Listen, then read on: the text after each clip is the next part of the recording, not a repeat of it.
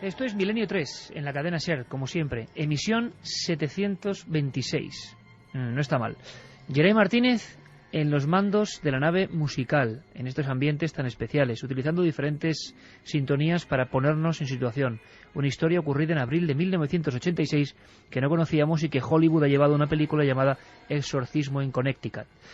Curiosísimo, seguro que casual, pero curiosísimo el nexo entre la primera historia y la segunda. También en la Universidad de Connecticut surge la gran polémica sobre el cráneo de Hitler. Van a ser solo dos de los temas que nos ocupen. Con Fermín Agustí, Carlos Largo, que han trabajado de lo lindo. Juan G. Vallejo, buenas noches. Buenas noches, Iker. ¿Conocías el caso? No tenía absolutamente ni idea. Además, no he tenido la fortuna de ver la película y me parece de los casos de fenómenos poltergeist más espectacular, porque al final el exorcismo, que sí existe, es sobre inmuebles, no sobre personas. Bueno, más que poltergeist, muchos dirían Casa Encantada, ¿no? Los que sí saben de estos temas dicen Casa Encantada, que ha habido una serie de crímenes. En este caso, Casa Poseída, decían, Casa Poseída, porque sí, lo daban como, no los espíritus de los que habían muerto allí, sino como algo demoníaco, por los actos que se habían producido en esas estancias, precisamente con los muertos. Pues fíjate que uno de nuestros compañeros técnicos me hacía una... en el informativo, me parecía muy interesante. Me comentaba que precisamente se ha hecho público hace poco que en Estados Unidos, ahora un vendedor inmobiliario, si sabe que ha habido hechos luctuosos en esa casa, tiene la obligación de decirlo. Es muy curioso, ¿verdad? No sé si eso... Me gustaría que me sacaseis de dudas. Ya debe hacerse... O sea, la inmobiliaria, si en un lugar han ocurrido crímenes, puede ocultarlo, puede no decirlo, no es ningún tipo de información. En Estados Unidos parece que ahora hay esa obligación. Quién sabe si porque ha habido problemas de este tipo. Claro, pero allí no habían muerto, ya llegaban muertos. Claro. Bueno, y aparte, en España, que yo sepa, la legislación no dice absolutamente nada de ello. Tú conoces casos famosos en Madrid mismo, como el de la calle Luna, y otros como el caso en Vallecas, otros lugares donde, bueno, se pueden vender inmuebles donde han sucedido fenómenos poltergeist y no hay por qué comentarse a nadie, ni siquiera crímenes ni asesinatos. Es que no tiene por qué. Otra historia famosa, si recuerdas, Juanje, sería el famoso caso de Amityville, que es el que todo el mundo conoce, sí, donde el agente inmobiliario se guarda, ¿no? Aunque lo sabe, la historia de que Ronald DiFeo ha matado a 6 personas y dentro a tiros, y luego pasa lo que pasa. No sé qué nexo hay, pero en este caso yo creo que es de lo más dramático, y ya no digamos lo que contaba el doctor Cabrera, buen conocedor y gran crack de la comunicación, comentando lo que era la morgue, ¿no? Ahora, caso único, parece que no. Santi, hubo más, no de este nivel terrible de cosas donde hay algún mensaje que nos dice, os estáis pasando esta noche. ¿Nos hemos quedado cortos o no? Sí. Para lo que hay en los informes. Sí. Porque hay violaciones femeninas, violaciones masculinas, hay una serie de cosas difíciles de digerir y que ocurren en esa casa y aparecen en los informes. Pero, sorprendentemente, no es el único caso, Santi. No, hombre, evidentemente no con la intensidad de la que estamos hablando hasta ahora, y prueba de ello es que los 3 protagonistas de casos similares que he podido encontrar, los 3 en Estados Unidos, viven todavía y son propietarios de los respectivos inmuebles. No se han marchado de allí como la que lleva el diablo. Reportan exactamente las circunstancias. Y empezamos, por ejemplo, por un pueblecito de Indiana que se llama Kokomo. En Kokomo, Kim Wilson compra en el año 2000 una casa con el objetivo de hacerla su vivienda y además montar allí un bufete de abogados, porque es su profesión. La parte en la que se parece es que directamente se encuentra también ella pues con los restos de que efectivamente aquello había sido una funeraria. Se encuentra las herramientas, se encuentra, en este caso debía ser más moderna porque en vez de barriles para los fluidos resultantes del tratamiento del cadáver, pues había unos recipientes metálicos, una especie de, las estoy viendo ahora mismo en fotografías, una especie de bidones. Terrible. Las manchas de sangre en la escalera que iba hacia el sótano. Todo eso se lo va encontrando y como abogada y señora, pues con un sentido práctico, lo que hace es sacarse una buena suma vendiendo todas estas cosas en eBay. Las vendió en eBay. Sí, las herramientas, etcétera, etcétera. Dijo, bueno, antiguos instrumentos. Pragmática era, desde luego. Sí, puso su anuncito de antiguos instrumentos de una funeraria, tal. Parece ser que hay aficionados a coleccionar este tipo de cosas porque parece ser que consiguió una buena suma. Y lo que empezó a detectar, sobre todo con la gente que trabajaba con ella, es que le empezaron a hablar de que oían susurros por los pasillos, de que... el mismo fenómeno que se oye aquí. Efectivamente, de que oían voces y de que veían sobre todo sombras, como muy bien ha dicho Carmen, muy similarmente a su caso, digamos en el margen de su vista, por el rabillo del ojo. Un día ella misma acabó viendo a 3 figuras en un salón, en el salón enorme. 3 también, igual sí, que el caso. En el salón, reunidas, y bueno, pues digamos que ahí se queda la cosa, es decir, sigue habiendo esos susurros, sigue habiendo ese tipo de cosas, pero no ha ido a más y por tanto... Esto ya es siglo XXI y están las fotos de los bidones antiguos y las fotos de las manchas de sangre. Claro, es que estos lugares, evidentemente, no hay tampoco que satanizarlos, tienen que existir. Claro, los procedimientos eran terribles hace unas décadas, y sobre todo el detalle de que al parecer en esa funeraria, protagonista del caso de Connecticut, había habido necrofilia. Los propios obreros, practicantes, carniceros, quién sabe lo que eran ellos, abusaban de cadáveres. Desde luego la escena es terrorífica. Milenio 3 con número @cadenaser.com. Ya sabéis que pedimos siempre colaboración, opinión sobre el cráneo de Hitler, sobre si por ejemplo escuchéis nuestro programa desde fuera de España, o sobre si vivís o conocéis un caso o una localidad con nombre extraordinario, nuestro nomenclator. Milenio3 @cadenaser.com. En la página web de cadenaser.com ya tenéis vuestro lienzo en blanco para escribir mensajes, y como siempre 7640, palabra clave milenio. Sorteamos 3 Blu-ray de la montaña mágica, 3 Blu-ray. Preguntas. Pues nos dicen que con el pelo de punta son los mejores. Carmen e Iker, saludos milenarios desde Perú, nos lo decía Jesús. Javi nos dice verdaderamente espeluznante, y más aún viendo que es de algo de lo que no puedes huir. ¿Creéis que aún demoliendo esos edificios la energía perdura? Tengo turno de noche, estoy solo en la fábrica escuchando el programa y no sé dónde meterme. Hola Carmen, así se cuenta una historia. Saludos Juan, muchas gracias Juan. Somos Santi y Berta desde Cantabria, estamos en casa escuchando el programa y ya oímos ruidos por todas partes. Nos gustaría saber cuándo vais a venir. Esperemos que pronto. Cantabria es una localidad que nos atrae muchísimo y tiene muchos misterios. Una comunidad. La historia que cuenta Carmen me está dando más miedo que la peli del Diario de los Muertos que me habéis regalado. Gracias Alex de Ben Almádena. Felicidades por la nueva temporada. En mi opinión, alucinaciones colectivas y niños en edad prepuber y puber son muy sugestionables, nos dice Piedad. Hoy os estáis saliendo, estos sí son mi Iker y mi Carmen. Bueno, nos lo decía Paco desde Madrid. Ojú, Carmen, mi arma, menos mal que refrescaba aquí en Sevilla. Estoy acostada y con la sábana en las orejas.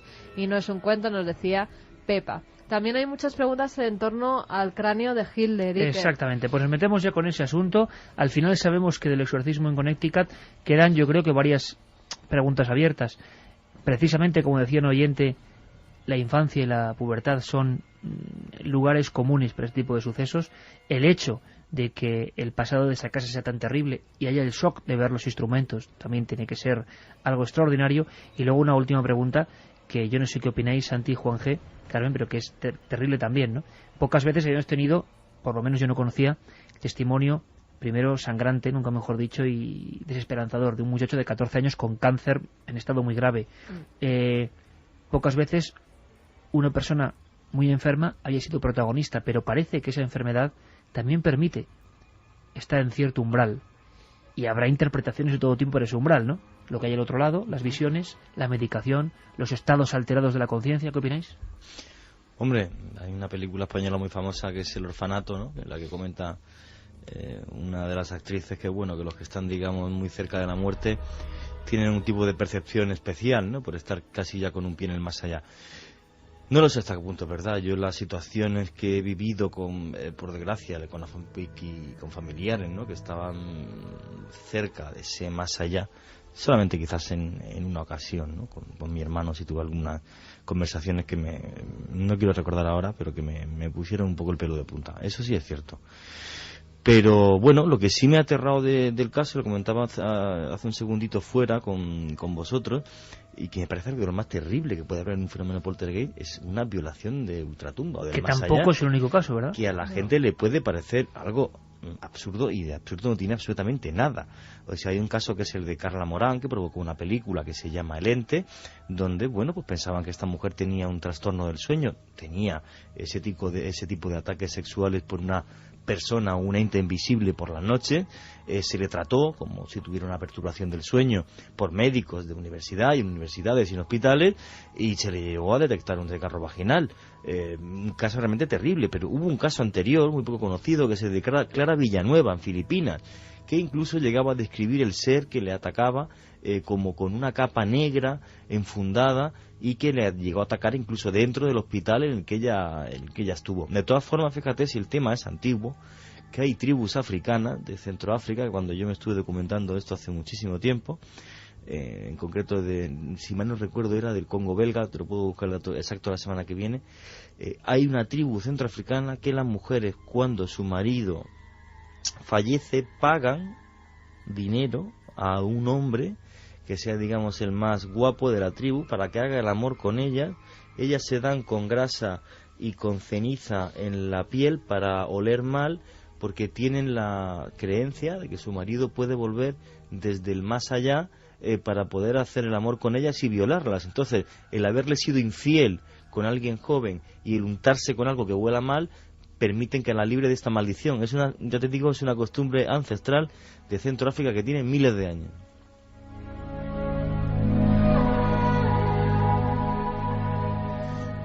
La verdad es que es un caso que abre muchísimas vías de reflexión. Como muy bien decías, hay momentos y hay estados. Pues fíjate, si la simple fiebre de una gripe muchas veces ya te coloca en otro sistema operativo, por decirlo de alguna manera, y en otro registro en el cual percibes la realidad sin llegar al delirio y sin llegar a tener ningún tipo de alucinación. Percibes la realidad de una forma muy extraña y muy diferente a cuando estás sano. Pues, y los que lo han pasado pues lo sabrán mejor que nadie, una quimioterapia no es plato de gusto ni muchísimo menos, y es algo que altera absolutamente todo el cuerpo. Pues evidentemente te puedes sintonizar con emisoras en las cuales no estamos y no queremos estar normalmente preparados para sintonizar.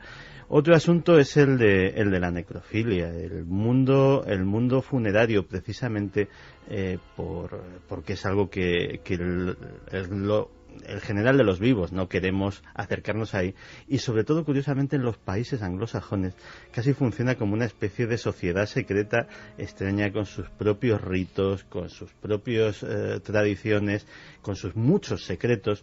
Y hace tiempo una de las cosas más atroces que pude leer es el relato de una necrófila que iba de funeraria en funeraria de los Estados Unidos, trabajando como maquilladora de cadáveres, y que utilizaba ese trabajo pues para satisfacer sus apetitos, los cuales en aquella entrevista describía con una crudeza y un detalle que no son reproducibles aquí ahora mismo.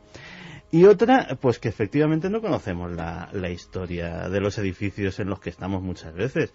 Ya mencioné aquí que, por ejemplo, en Madrid tenemos un centro cultural, el Centro Cultural Galileo, que eso es historia de la ciudad, que fue una gran funeraria.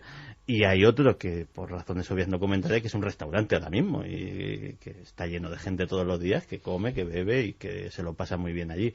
Con lo cual, muchas veces rascar un poquito en la historia de nuestra ciudad nos puede llevar a sorpresas importantes. El caso podía ser así si solo este chico que estaba sufriendo una medicación muy fuerte, un tratamiento del que luego salió, se recuperó de ese cáncer, fuera él solo el que lo viera. Toda la familia. Pero es que no era solamente la familia podía estar viviendo una obsesión, todos ellos, por vivir en el mismo núcleo. Había un detalle que era una vecina familiar. que veía a una mujer anciana en las ventanas. No solamente la vecina que ve una mujer anciana en las ventanas, sino los propios investigadores que van allí con sus cámaras, con sus grabadoras y graban todo tipo de fenómenos. Hay fotografías de los Warren investigando en la casa original cuando se estaban produciendo los hechos. Hoy en día, Carmen Snedeker ayuda a las personas que tienen casas en las que suceden cosas. Tiene una página web desde donde ella misma intenta investigar qué es lo que la pasó en su propia familia. O sea, que es que este caso muchos decían que era un bulo, por tantos fenómenos que se producían, pero es una realidad, se pueden comprobar, como hemos hecho, todos los nombres, todos los principales protagonistas, y es más, la casa sigue estando hoy en día en pie y se mantiene tal y como estaba en 1986. El caso de la funeraria de Connecticut. Una vez más comprobamos que el cine se queda corto. ¿Qué os parece, compañeros, si la hora capicúa, 2:22, es la perfecta para meternos en esta auténtica exclusiva, hay que decirlo, y gracias también, por supuesto, al trabajo y las pesquisas, en este caso, de nuestro compañero Carlos Largo, que ha dado con el principal investigador, Nick Belantoni, el que ha dado el bombazo. Pero antes, una introducción para saber de qué hablamos y vuestras opiniones. Me interesa saber qué piensa la gente del cráneo de Hitler. Si que es él, es la prueba, es una conspiranoia absurda pensar que huyó, o realmente es la muestra, atención, de que una vez más nos habían engañado. El cráneo de Hitler es de una mujer. La noticia ha dado la vuelta al mundo en apenas un minuto. Y tras ella, los rostros de sorpresa, de incredulidad e incluso de aceptación por parte de científicos, especialistas y público en general. Nos encontramos, sin duda, de confirmarse esta información ante una de las grandes exclusivas de la historia reciente. A partir de este instante, todos son preguntas. Preguntas que parecían desterradas por increíbles. ¿Sobrevivió Adolf Hitler al búnker? ¿Siguió viviendo en algún lugar? ¿Toda la escenografía de su suicidio fue un plan perfectamente ejecutado?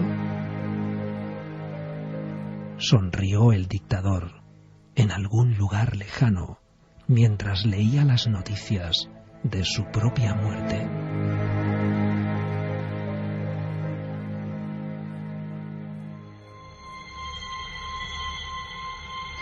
Como decimos, es la noticia de la semana y yo creo que del año. Me parece increíble que de pronto alguien ponga en tela de juicio una serie de objetos, de piezas, de huesos, que son claves para la historia del siglo XX y evidentemente para la del XXI, para la construcción del mundo. Ahora, se está llegando demasiado lejos. Pensar que esos restos no sean de Hitler no significa para nada que Hitler no muriese calcinado, cremado antes del suicidio, o significa que no hay ninguna prueba para amortizar realmente esa hipótesis, y que mucha gente que ha sido tildada de loca, que ha sido tildada de conspiranoica exagerada, resulta que, como en otras ocasiones de la historia, tienen razón. Yo creo que es un buen debate. ¿Qué os parece si, antes de presentar a buenos amigos que nos van a escuchar desde Argentina y desde España, escuchamos a Nick Belantoni? Lo repito, el nexo y la casualidad es tremenda esta noche. Seguimos en Connecticut, no salimos de allí. Nick Belantoni, director del Departamento de Antropología, Universidad de Connecticut. La historia de un mail, la historia de una propuesta que acaba con el análisis de la sangre y el cráneo de Hitler. No ha declarado ningún otro medio en España. Yo creo que es importante que le escuchéis. Nick Belantoni. Recibí un email del canal Historia para un programa que estaban haciendo sobre la muerte y los restos de Adolf Hitler, y me hicieron algunas preguntas sobre arqueología, y me preguntaron, ¿vendrías a Alemania y Rusia con nosotros para hacer una investigación? Y dije, sí, y así es como todo empezó. Fui con ellos a Moscú, a los archivos rusos, para hacer el trabajo y tomar las muestras. Lo que hicimos fue extraer muestras de ADN que nos sirvieran para llevar a cabo el test. No solo del fragmento del hueso, sino también de la sangre, porque había sangre en los trozos de un diván donde Hitler se había disparado a sí mismo, así que pudimos tomar muestras de aquello también.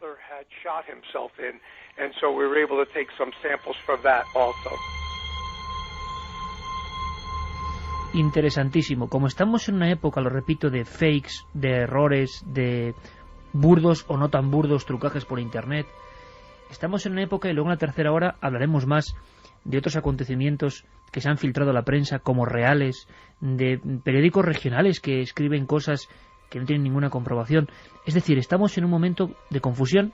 Mucha gente pensó que toda esta historia del cráneo de Hitler, como no aparecían los responsables, pues que también era un invento. ¿Qué dicen esos análisis? Nick Belantoni, Universidad de Connecticut. Tenía varias ideas sobre cómo podía ser si pertenecía a Hitler, y cuando lo vi por primera vez me pareció demasiado pequeño. El hueso era muy delgado, muy pequeño y sin signos de musculatura. Normalmente los hombres de nuestra especie son más grandes, y este era muy pequeño. El ADN probó claramente que pertenecía a una mujer.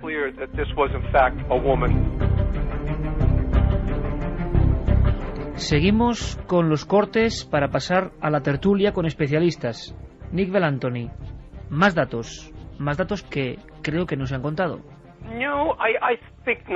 No, creo que no. En abril y mayo de 1945 los soviéticos entraron en Berlín. Él estaba ya muy enfermo, posiblemente se estaba muriendo. Temía mucho ser capturado, incluso temía que su cuerpo fuera encontrado, porque le preocupaba que si encontraban sus restos, pudieran mutilarle y exhibirlo como a Mussolini, por lo que él dio órdenes para suicidarse y que su cuerpo fuera quemado para que no pudiera ser reconocido. Cremado. Y cuando los soviéticos encontraron su cuerpo, en unos pocos días, los doctores rusos hicieron una autopsia y lo identificaron perfectamente por sus dientes. Hitler tenía una dentadura muy mala. Sin embargo, un año después, cuando Hitler fue enterrado, encontraron este fragmento en la misma zona. Pero ahora sabemos que no era de él, era de otra persona.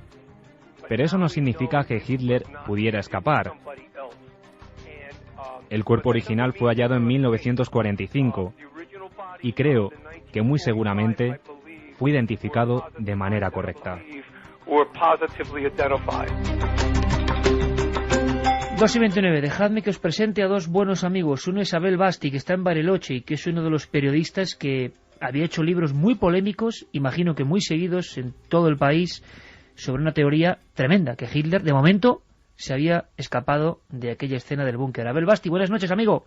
¿Qué tal? Buenas noches. ¿Cómo estás? Un placer tenerte aquí para que nos cuentes datos e historias. Permíteme que presente al doctor Julio Montes Santiago en Vigo, porque él es autor de un trabajo maravilloso, el coleccionista de cráneos célebres, porque hay muchas historias con las calaveras, algunas que no aparecieron, otras que fueron robadas, y hay quien ha especulado si el cráneo de Hitler sería una pieza muy codiciada en esta especie de museo y si alguien pudo intervenir en cierto momento. Doctor, buenas noches, Julio. Buenas noches. Muchas gracias por estar ahí a la escucha. Gracias. Abel, la primera pregunta va para ti. Tú has publicado varios trabajos sobre tu creencia absoluta en que Hitler no solo no murió en el búnker, sino que huyó a la Argentina. ¿Podrías contarnos brevemente a los españoles cómo se puede mantener esto? Bueno, yo soy periodista y estoy en una ciudad que es Bariloche, que fue refugio de muchos nazis al terminar la guerra, así que digamos que lo que fue las primeras informaciones sobre esto, concretamente sobre la posibilidad de que Hitler hubiera vivido en Argentina, surgió de la propia ciudad donde yo vivo. Así que a partir de ahí, bueno, son 15 años de trabajo buscando fundamentalmente testigos que hayan estado con Hitler en Argentina, los que pude obtener, grabar, filmar, y comenzar con estos relatos y estos testimonios, armar el rompecabezas sobre la vida de Hitler en este país. Oye, yo creo que son dos puntos de investigación, ¿no es cierto? Una es la propia europea respecto a la posibilidad de escape y si se concretó ese escape, cómo fue, y la segunda es el arribo de él a este país y su vida por años en el exilio. Oye, Abel, una pregunta doble, antes de intentar saber un poco si pudo escapar, qué pensáis concretamente de estos análisis del doctor Belantoni. ¿Cuántas veces te han llamado loco y cómo has recibido la noticia de que el cráneo de Hitler no era el cráneo de Hitler, aparentemente?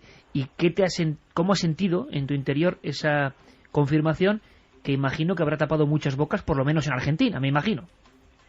Sí, yo te diría que no en Argentina, porque si bien yo cuando comencé a escribir, estamos hablando o a investigar unos 15 años atrás, este tema sí sonaba una cuestión que podía llegar a ser casi ridícula. Pero sin embargo es asombroso como en muy pocos años, en Argentina en particular, se ha aceptado esta posibilidad. Mira, yo tengo una página, un sitio web, donde tengo una encuesta respecto a ese tema, y sobre 10.000 encuestados, o 10.000 personas que contestaron la encuesta, un 70% cree que Hitler puede haber escapado. Y esto se repite en la calle, digamos. Esto cuando uno habla con la gente, se acepta esta posibilidad. Fundamentalmente porque hay esta información fue muy fuerte a partir del año 45 en Argentina, y hay muchos círculos que conocían esto y que, digamos, era un rum como decimos aquí, un secreto a voces de alguna manera. Interesantísimo. Sí, entiendo que sí, suena más ridículo para un europeo que está acostumbrado, y especialmente, bueno, los alemanes, a escuchar durante 60 años esta historia de que Hitler murió y se suicidó en el búnker, pero para un sudamericano y para un argentino esto es diferente. Bueno, fíjate hasta qué punto, Abel, que nosotros tenemos un compañero de nuestro equipo, un reportero, Pablo Villarrubia, que pudo conocer, claro, esto la confirmación 100%, pero cree prácticamente que estuvo frente a Mengele en su misteriosa huida, ¿no? Entonces, claro, lo que pasa es que parece tan duro, tan terrible, ¿no?, que Adolf Hitler, de ser así, se salvase de aquel fin, fuese protegido o no. Y luego ya el objetivo científico, ¿no?, que en el año 2009 nos digan de repente que ese fragmento pues no es el de Hitler, nos sorprende mucho, nos da como un aldabonazo. Doctor Julio Montes, ¿sería una pieza codiciada el cráneo de Hitler para los coleccionistas? Porque los hubo, ¿verdad? O personas que por lo menos intuimos que siguieron con mucha atención las calaveras, los cráneos, las cabezas de personas importantes y célebres. Por supuesto, sería un trofeo. De hecho, en los archivos soviéticos, precisamente sobre el cráneo de Hitler, lo escondieron siempre por miedo a que fuera como un trofeo codiciado para los grupos neonazis, como si fuera una reliquia que los pudiera tener.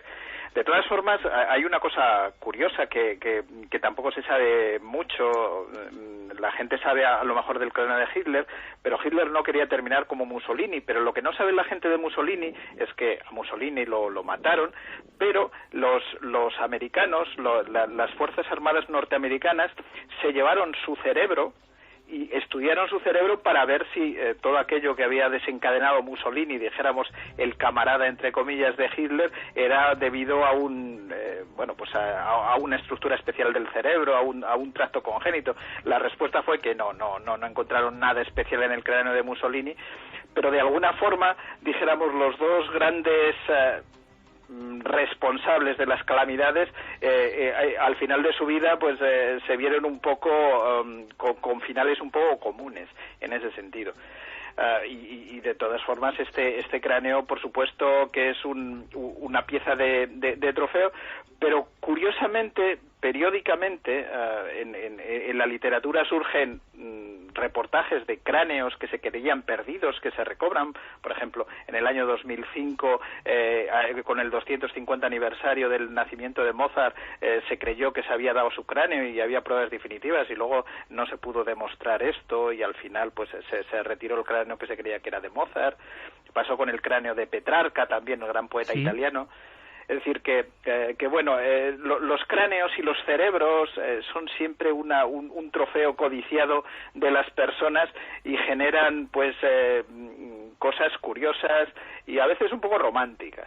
Oye, doctor, una cosa importante, porque mucha gente está preguntando ahora mismo en las vías de contacto, por supuesto, la teoría de que nos cuente Abel Basti qué conexión hay con Argentina, cómo pudo ser, pero también están preguntando cómo es que no sabían que era de una mujer. Es decir, ¿qué diferencias básicas existen entre el cráneo para un médico que lo examine, entre el cráneo de un hombre y de una mujer? Ahora dicen que el ADN, según este profesor que hemos entrevistado, Bel Anthony, ha dicho que es de una mujer. A nivel físico, que sea comprensible para todos, doctor, no sé, parece una cosa como muy de perogrullo, ¿no? ¿O no es tan fácil? No es tan fácil porque no es el cráneo de Hitler, sino son fragmentos, no es el cráneo completo, pero de todas formas hay una estructura.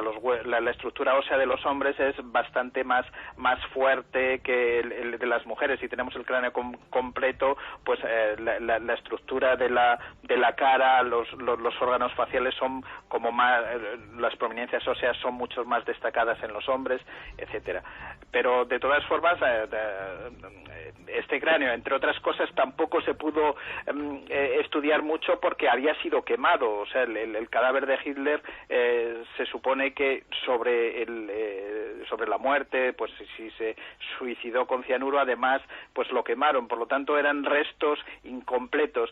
Y en toda la confusión que debió haber con la llegada de los rusos y de la Segunda Guerra Mundial, yo creo que aquello se empaquetó de la forma más rápida posible y se mandó a Moscú. Entonces yo creo que no fueron muy cuidadosos. Bueno, tenemos historias recientes sobre autopsias hechas rápidamente sobre el terreno y luego ha pasado lo que ha pasado, desgraciadamente, pues afectando a compatriotas nuestros españoles. Aquello debió ser todavía, bueno, pues un caos y un mare magnum, y ahora, bueno, pues un poco son las consecuencias. Doctor, simplemente, ¿le sorprende personalmente que haya surgido esta noticia, que el análisis de una universidad determine que es una mujer? No, yo le digo,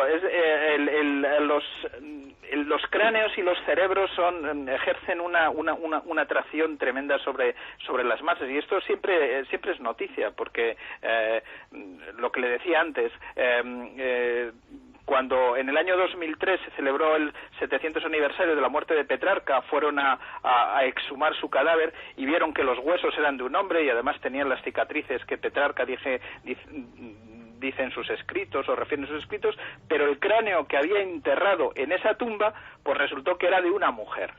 Es decir, que el cráneo que se creía de Petrarca pues no era su cráneo. Por lo tanto, no se sabe muy bien si alguien lo robó, desapareció, en fin.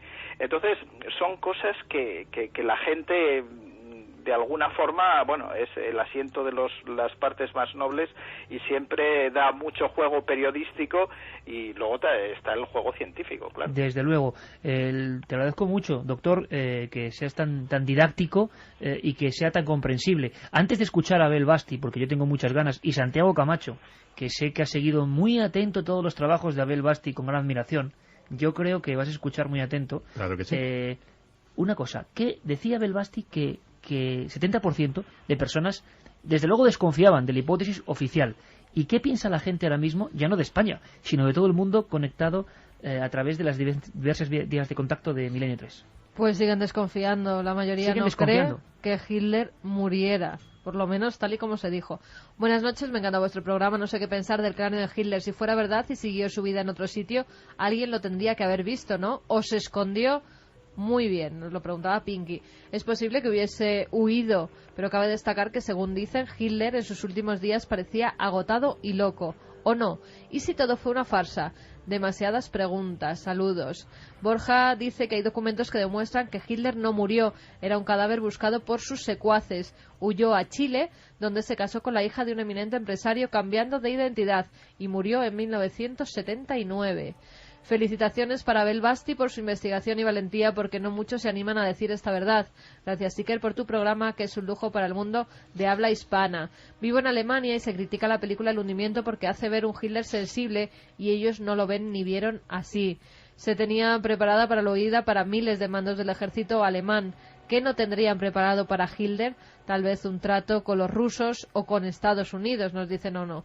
Yo creo que se escondió en España junto con otros nazis, lo opina David León desde Jerez. Abel, pongámonos en la teoría de que realmente esos huesos no son de Hitler, como parece demostrar este estudio, pero vayamos un poco más allá, a lo que tú crees, y has dedicado parte de tu vida a intentar indagar. Es que huyó. ¿Cómo pudo huir? ¿Qué pudo pasar en esas últimas horas de Hitler no oficiales, Abel? Bueno, yo antes te quiero hacer la salvedad que, digamos, la posición soviética hasta 1953 fue que Hitler había escapado. O sea, si uno reconstruye la historia a través de los diarios, de los documentos, puede darse cuenta que esto fue así. O sea, cuando los soviéticos entran al búnker y Stalin, el jefe soviético, le pregunta a sus generales qué pasó con Hitler, la respuesta es: escapó. Esto finalmente se le informa a Stalin a los aliados occidentales, diciéndoles oficialmente: Hitler escapó en submarino con rumbo presunto a España o Argentina. Y todos los elementos de prueba que se pudieron reunir en el búnker precisamente demostraban que no había ningún tipo de suicidio. Estos son los informes soviéticos. A tal punto cree Stalin que Hitler escapó que cuando se hace la reunión de Potsdam entre los tres grandes, digamos, entre Estados Unidos, Inglaterra y Rusia, en las actas taquigráficas se observa que Stalin pide que Hitler sea juzgado en Nuremberg, agregando además, irónicamente, que sea juzgado, pero yo no lo tengo, dicen. Yo no lo tengo, como diciendo, si escapó, lo tienen ustedes. Esto a los norteamericanos y a los ingleses. Así que la posición oficial soviética fue esa. Stalin murió en 1953 y hasta ese día sostuvo que Hitler había escapado. Y la posición oficial soviética va a cambiar después de la muerte de Stalin. Así que si uno se atiene a la historia, la historia oficial fue esa, excepto un puñado de nazis que dijo lo contrario, y que, bueno, sobre ese relato, en realidad sobre un relato, se va a tejer la otra historia. Así que yo quiero hacer esa salvedad porque en realidad no estamos descubriendo una historia nueva, sino que estamos volviendo a la historia original, claro, que es la primera de los 8 años, ¿no? En los primeros 8 años, incluso desde la Unión Soviética, o lo que iba a ser la Unión Soviética, se pensaba eso, que Hitler había podido escapar. Y no solo eso, sino que Alemania no lo declara muerto a Hitler hasta 1956, o sea, lo declaran muerto en presunción de fallecimiento más de 10 años después, por lo cual, desde el estatus legal, estrictamente hablando, para Alemania Hitler no estuvo muerto entre 1944 y 1955, como figura legal. Tampoco pesaba sobre Hitler ninguna condena, ninguna orden de captura, porque no había proceso en su contra. Este es el estatus legal de Hitler, y de Eva Braun también, ¿no? Que, por cierto, hablando de Eva Braun, hay una última píldora que te puede interesar, Abel, y al doctor Julio Montes también. Belantoni comentaba esto, que nos ha sorprendido muchísimo. Habla de Eva Braun, quizá como la propietaria, la dueña legítima, porque ese podía ser el fragmento de su cráneo. Lo escuchamos. Es una candidata, pero los acontecimientos históricos sugieren que no es así. Puede ser alguien que hemos perdido en la historia. Muchas personas murieron en el búnker del Führer en Berlín, y puede que sea simplemente una persona que nunca sabremos con certeza. Pero Eva Braun es una candidata. Lo dice, repito, el doctor que ha hecho esos análisis. Santiago, escuchabas muy atento a Abel Basti. Mucha gente cree hoy en día, muchísima gente en su teoría y la de otros, de una ruta hacia Argentina, hacia América. Y si eso fue así, con una más que probable escala en España. En los últimos días de la Segunda Guerra Mundial hay una cosa que parece que olvidamos, que es que aquí cayó un auténtico chaparrón de aviones alemanes con refugiados de todo tipo, desde el accidentadísimo ingreso en la playa de la Concha de León de Grel, que venía pilotando su avión desde Noruega y se quedó sin combustible cuando ya tenía San Sebastián a la vista y tuvo que hacer un aterrizaje forzoso que le tuvo en el hospital durante varios meses, hasta una verdadera escuadrilla de cazas Messerschmitt 109 de pilotos refugiados que terminaron sirviendo en la Fuerza Aérea Española durante muchos años, con piezas de repuesto que se fabricaban aquí y que bueno, esos aviones, esos cazas, fueron parte de nuestra Fuerza Aérea, ya te digo, que durante décadas. Incluso hay un vuelo que ha llamado mucho la atención a algunos investigadores, que es el vuelo de un avión Junkers que aterriza en Barcelona el 27 de abril de 1945 y que va pilotado por Werner Baumbach. Y La importancia de que sea Werner Baumbach el piloto es que era uno de los encargados de la pequeña escuadrilla de aviones personales de Hitler. Mucha gente cree que de haberse producido ese escape no fue in extremis, sino no fue el último día ni en el último momento, sino que fue probablemente alrededor del 26 de abril de 1945, momento en el que se podría haber hecho el cambiazo por uno de los dobles de Hitler, dobles que está documentado, reconocido y no es ninguna leyenda urbana, ni mucho menos, que existían por razones obvias de seguridad personal del dictador. A partir de ese momento, como muy bien ha dicho Abel, es que se ponen en marcha todos los planes de fuga que había para todo el mundo que sabía que tenía causas pendientes por crímenes de guerra. Médicos de campos de concentración como Mengele, altos oficiales de las SS, generales, etcétera, etcétera. Unos con más acierto y otros con menos. De Martin Bormann también hay un cráneo, pero nunca realmente se ha terminado de confirmar si era suyo o no. Parece demasiada chapuza, entre comillas, como decimos aquí, para un hecho tan trascendente, ¿no?, para la historia del siglo XX y del siglo XXI. Abel, si Hitler llegó a Argentina en algún momento, ¿cuál fue? Con las pistas que tú has ido recogiendo y que estoy seguro que ahora mismo te escuchan cientos de miles de amigos en España y que no han oído hablar de estas teorías. ¿Cuál crees tú que pudo ser su vida, si es que realmente vivió años después del búnker? Bien, yo quería remontarme un poquito antes a la charla con esto que decía el experto norteamericano respecto a Eva Braun. Ajá. Mira, quien estudia un poquito el origen de ese esqueleto que han tenido los rusos, descarta de plano esa posibilidad. Yo tengo la autopsia del esqueleto, la traducción del ruso, y bueno, hace una descripción de ese esqueleto supuestamente de Hitler que realmente sorprende por las características en que fue encontrado, concretamente con las costillas quebradas, las piernas rotas, le faltaban pedazo de un pie, le faltaba una mano, en fin, parecía más una persona que hubiera soportado una bomba o hubiese sido ametrallada, algún esqueleto de alguna víctima de las batallas. Pero lo más sorprendente es que precisamente le faltaban huesos de cráneo y le faltaba el famoso hueso de cráneo con el agujerito de la bala. Uh-huh. Esto no está en la autopsia. Y los rusos admiten que, bueno, esta es la versión de ellos, un año después, en 1946, fueron a cavar al mismo lugar donde habían encontrado ese esqueleto y se encontraron casualmente con el pedazo de cráneo con el agujerito de la bala que ahora hizo el estudio el experto norteamericano.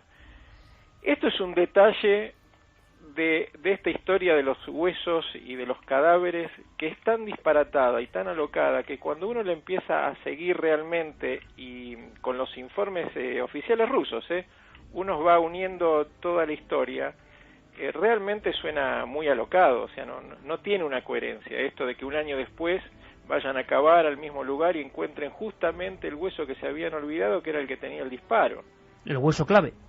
El hueso clave. Esto también descarta la posibilidad de que haya sido, digamos, un hueso de Eva Braun, porque en ningún momento esta historia oficial está hablando de eso, está hablando de otra cosa. No sé si me sigue. Sí, perfectamente. Y mucha gente nos está preguntando que si realmente este hombre pudo salir de allí. Es que están llegándonos un montón de mensajes, Abel, y es sorprendente, de gente que puede que haya leído, imagino, tus trabajos y que dicen que hasta bastante tiempo adelante, en el siglo XX, año 79, leíamos, y otros datos que no sé de dónde salen exactamente, Hitler estuvo refugiado o viviendo, escondido. Imagino que tiene que ver con tus propias investigaciones, Abel. Sí. También te cuento que, bueno, yo tengo una página web donde me han llegado muchos mensajes de España y, bueno, informaciones también muy interesantes relacionadas a esto. Yo, por si los oyentes quieren enviar alguna comunicación, la página es www.hitlerargentina.com.ar. Hay mucha gente, hitlerargentina.com. Y, Abel, hay mucha gente que asegura que lo ha visto a Hitler en Argentina. ¿Tú has recogido testimonios? Mira, yo he podido reconstruir la salida, como decía antes ahí el colega, la llegada a España la llegada a Patagonia y su vida a través de relatos de personas, de testimonios. Y posiblemente en mi próximo libro publique algunos documentos muy muy importantes que demuestran que esta historia es real, pero sobre todo el relato de los testimonios. Muchas personas mayores, algunas ya han fallecido, pero yo las he podido entrevistar y me parecen testigos clave de toda esta historia. Y desde luego una historia que podrá ser creída o no, ahí cada uno tendrá su opinión, Abel, pero tu investigación concienzuda, como digo, luego cada uno que la examine, pero que con este giro de unos huesos que parece que se demuestran que no eran la primera afiliación que le habían dado, cobra nuevos bríos, y te aseguro que muchísima gente de España seguirá ahora con mucha atención tus investigaciones. Abel, un abrazo desde Argentina. Muchísimas gracias, amigo. Bueno, no, por favor, un abrazo a ustedes, gracias por todo. Un placer. Un placer. En fin, teorías más o menos bizarras, podemos decirlo, pero que surgen de nuevo, cobran nueva fuerza. Es que es normal cuando se hace público este nuevo análisis. Doctor, desde Vigo, Julio Monte Santiago, autor del Coleccionista de Cráneos Célebres. Es que el tema de los cráneos célebres estoy seguro que da para un programa extenso y completo. Creo que compartimos la pasión por uno de esos cráneos perdidos, ¿no?, que es el de Goya. Y yo, que soy goyista a muerte, pues un día podemos hablar de eso, pero de verdad con tranquilidad. Ahora bien, doctor, ¿estamos ante uno de los grandes errores de datación, crees, de la historia? Yo creo que no, yo creo que son uno de esos misterios que, bueno, pues como la muerte de Kennedy, o en fin, una serie de grandes misterios que periódicamente surgen como una especie de Guadiana, a veces, bueno, por causas identificables, o a veces por motivos ocultos, y que, como son misterios, y además este será un misterio ya para siempre, porque el resto de los de lo que daba del cuerpo de los soviéticos de Hitler se mandaron incinerar en el año 1970. Entonces, de todas formas, sobre lo que habéis dicho, los nazis ya anticiparon algo de lo que iba a ser la estampida, porque como saben los seguidores de tu programa, una de las características de reconocimiento más fehaciente es el estudio de los dientes. Pues claro. Bien, Martin Bormann en 1944 ya había hecho destruir los certificados dentales de los grandes oficiales, precisamente, bueno, no sé anticipando qué, con lo cual el comparar, se puede identificar algo cuando se tiene que comparar, también pasa con el ADN. Por lo tanto, esto ya quedará como uno de los grandes misterios, una de las grandes extrañas vericuetos del destino, pero probablemente no se podrá ya volver atrás. Doctor, te invito brevemente y próximamente a tocar cráneo a cráneo, Mozart, Haydn, Beethoven, Goya, Bach, cuánto músico y cuánto genio, Sí. Y el misterio de sus cráneos. Has hecho un trabajo fabuloso. Yo espero que lo comentemos aquí con mucha tranquilidad. Muy bien. Un abrazo grande, gracias. A vosotros, gracias. Interesante, lo que cuenta el doctor y lo que cuenta Abel Basti.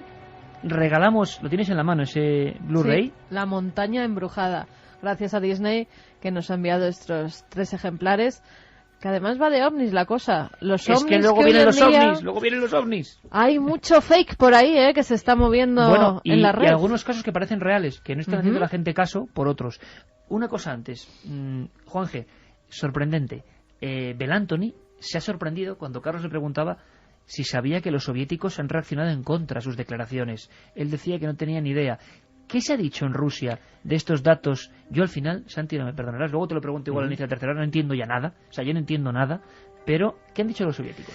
Yo entiendo menos. Vladimir Kozlov, que es el vicedirector de los archivos de la Segunda Guerra Mundial, que posee este cráneo de Adolf Hitler, dice que es imposible que las pruebas de este profesor de Connecticut sean reales porque nunca llegó ni a tocar el cráneo. Y luego el profesor nos ha confirmado que con Canal Historia ha extraído ADN de las manchas de sangre del sofá, Santi. Te digo yo que estará filmado, se iba con Canal claro. Historia. Te digo una cosa, aquí o los rusos han mentido siempre y siguen mintiendo, o los soviéticos, o esto ya es que no es normal. Pero además, sobre todo, que da la hay impresión, cierta Juanje, tradición en la antigua Unión Soviética, al menos. Sí, pero nos da la impresión de que con un hecho tan trascendental, tan importante, que podría arrojar tantas claves y cerrar tantas conspiraciones es todo como de una... No sé, bueno, no está bien organizado esto. Perdona, Estamos hablando de Hitler y su cadáver. Conspiraciones poco, y ahora dejo a Santi, que es el experto mucho más que yo. Yo hasta ahora, en mi vida, te puedo decir que sabía muy poquito de este tema. Y cuando alguien me comentaba que Hitler podía seguir vivo, lo mínimo que me daba era por reír. Y a partir de ahora, no es que tenga una duda, tengo 101.000. Más porque conozco la zona por casualidad de Bariloche y de Patagonia. Yo entrevisté a la hija de un nazi que tiene una tetería a 20 kilómetros de Bariloche, para ser exacto. Y bueno, o sea, te aseguro que allí te pierdes 100 años y no te encuentra nadie. Pero ¿no? si luego el problema es lo que decía el doctor, que estos temas quedan englobados en el misterio y demás. Doctor especialista en cráneos célebres. Pero es que la persona, repito, que ha hecho los análisis del cráneo de Hitler se ha entrevistado aquí y en ningún sitio más que aquí, y está comentándolo y está diciendo, es que es una mujer y punto, y la gente sigue tomándose la guasa, pero yo digo, es que estamos hablando de Adolf Hitler, es que no me lo puedo creer. Y esas fotos, a la vuelta me cuentas lo de esas fotos, Santi, fotos con un disparo que son muy polémicas, ¿no? Sí, es probablemente eso sí que se ha dicho que era una falsificación y punto. Pero fíjate, y muy brevemente, al que le haya parecido extraña la historia de Abel Basti, yo encontré una confirmación en el sitio más insospechado. En julio de 1998, el FBI hace una desclasificación de documentos y resulta que el 14 de agosto de 1945 el director del FBI, J. Edgar Hoover, recibe un informe de uno de sus agentes sobre el presunto desembarco de Hitler en Patagonia, concretamente en la localidad de San Antonio. Y a partir de entonces se queda abierta la investigación también por parte del FBI. En fin, ahora vienen las noticias. Esto es noticia y es misterio. Decía el doctor Julio Montes que esto quedará como el asesinato de Kennedy y tantas cosas. Claro, la pregunta que nos hacemos los humildes mortales es, ¿pero cuántas preguntas que nos han dicho una cosa se descubre 50 años después que no es esa cosa?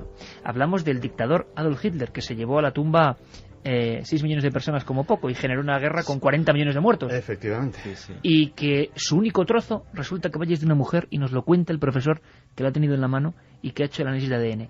Yo creo que esto es un mundo de locos. De locos lo que viene a continuación. Muchas noticias, vídeos falsos, historias que se están moviendo, gente que está venga a preguntarnos qué está pasando en Galicia, pero no solo en Galicia, en otras partes. Ahora lo comentamos después de las noticias. Una vez más nos hemos enfrentado con la investigación de laboratorio a una mistificación histórica, y que esa pieza de cráneo fue utilizada en tiempos de Stalin como propaganda al final de la Segunda Guerra Mundial. Ahora ha surgido esta noticia que supuestamente, pues me imagino que habrán hecho un estudio de ADN o un análisis del cráneo, y bueno, pues posiblemente o podría ser, se dice que podría ser o de Eva Braun o de la propia Magda Goebbels, la esposa de Joseph Goebbels. Y mi teoría es de que el cuerpo se incineró completamente y que dudo muchísimo de que quedasen restos, sobre todo de ese tamaño como el que este supuesto cráneo se suponía que era de Hitler. Eran Javier Sierra, Eric Fratini y Gonzalo Presa, periodistas que se han sentido también sorprendidos, evidentemente, por la noticia, decía de la semana, diría del mes, del año y quién sabe si de la década, porque el cráneo de Hitler, que se guardaba como esa pieza, reliquia real, la última cosa tangible de ese monstruo que estuvo a punto de dominar el mundo, resulta que va y es el de una mujer. Nos hemos quedado todos, sinceramente, sin habla. Y sobre todo con lo que indica todo esto. Cuántas cosas que parecen sabidas, archiconocidas, pues resulta que no son tales, que luego son otra cosa completamente distinta. Cuántas teorías risibles, cuántas sonrisitas de desprecio, y quizá, como siempre hemos dicho, alguna de esas teorías puede tener la razón que algunos no quieren que conozcamos.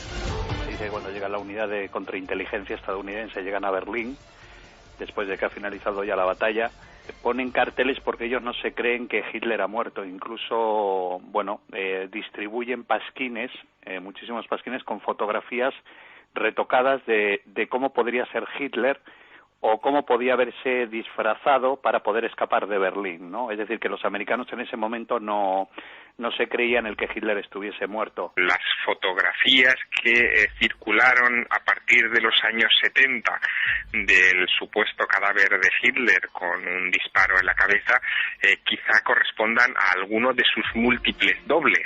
Lo que se dice es que Joseph Goebbels le dispara a su mujer, lo que no se sabe si le disparó en el cráneo o le disparó en el pecho, y luego él se suicidó, se pegó un tiro en la cabeza. inmediatamente los ayudantes de Goebbels, de las SS, metieron el cadáver de Magda Goebbels y de Joseph Goebbels dentro de la misma fosa donde días antes habían quemado los cadáveres de Hitler y de Eva Braun. Entonces ahora lo que se dice es que a lo mejor el cráneo, el trozo de cráneo que incautaron los rusos pudo ser de Magda Goebbels.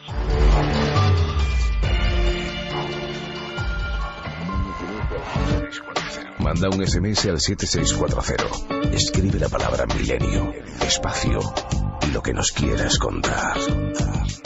Comentaristas de Milenio 3. Sabemos que siempre hay alguien al otro lado.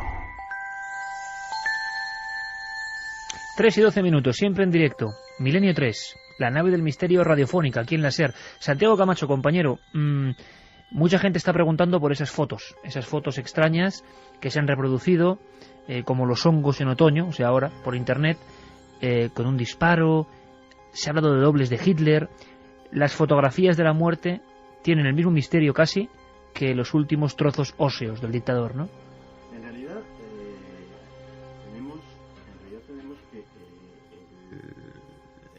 digamos, las últimas horas de Hitler no son ni muchísimo menos tan diáfanas históricamente hablando como pueda parecer.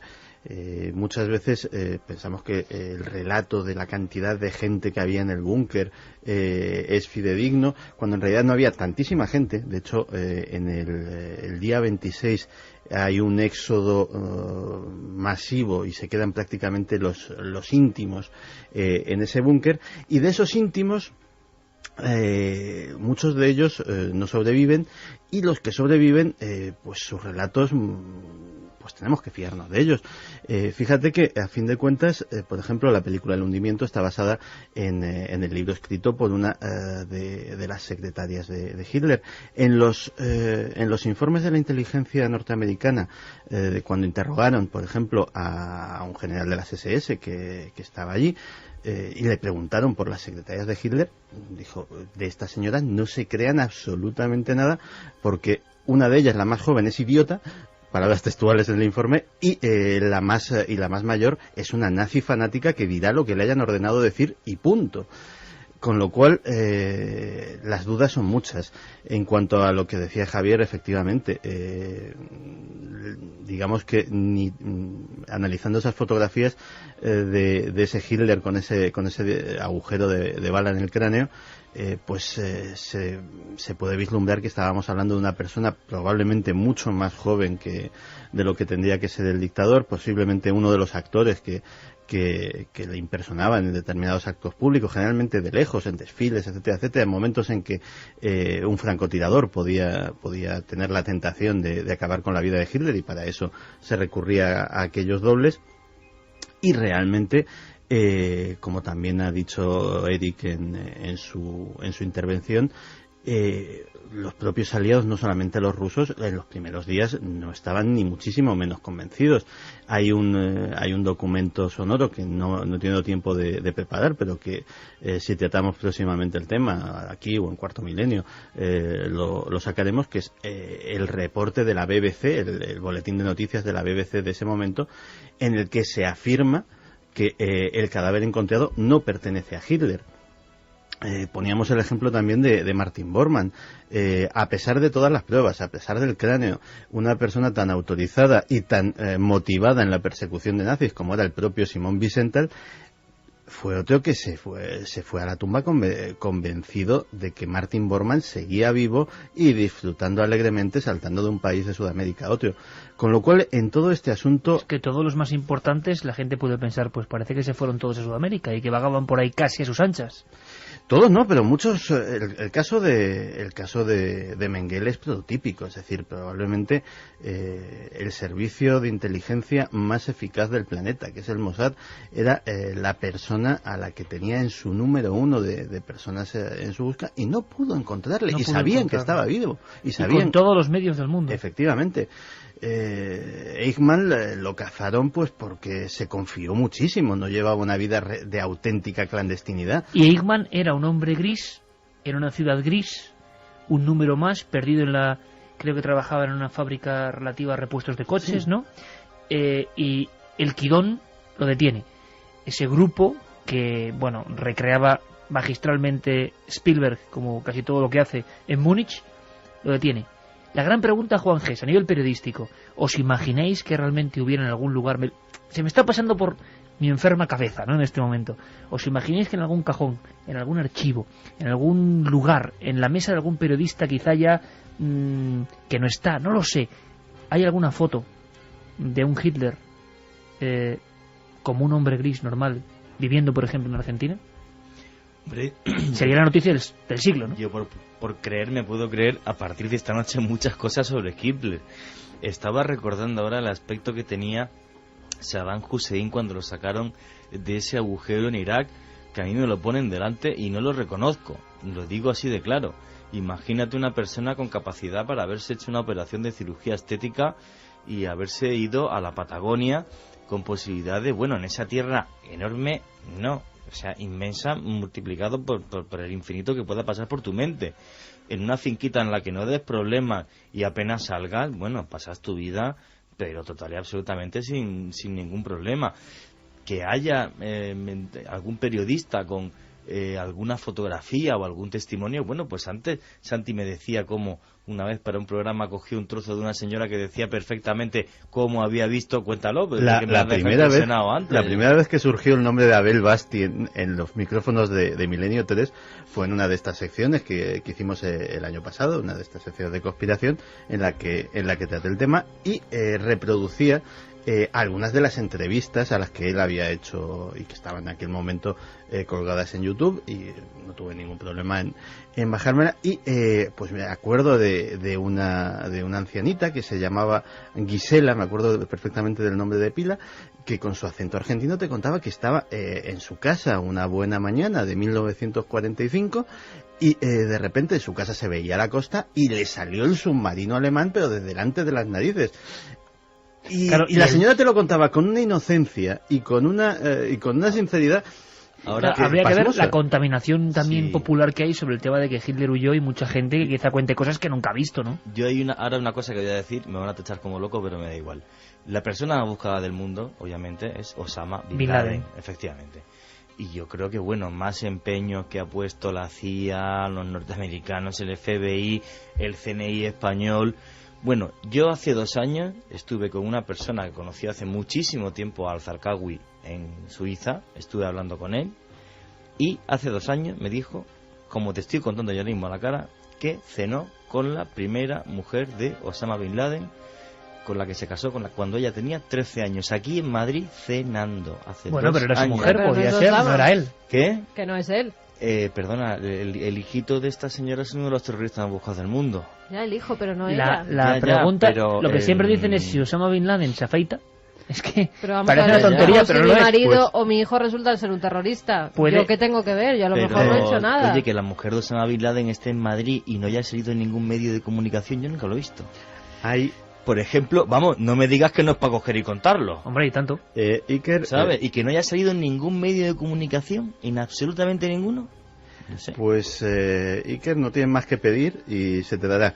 Decías que si no hay por ahí circulando una fotografía de Hitler anciano, pues evidentemente no sabemos si es un fake, pero esa fotografía existe.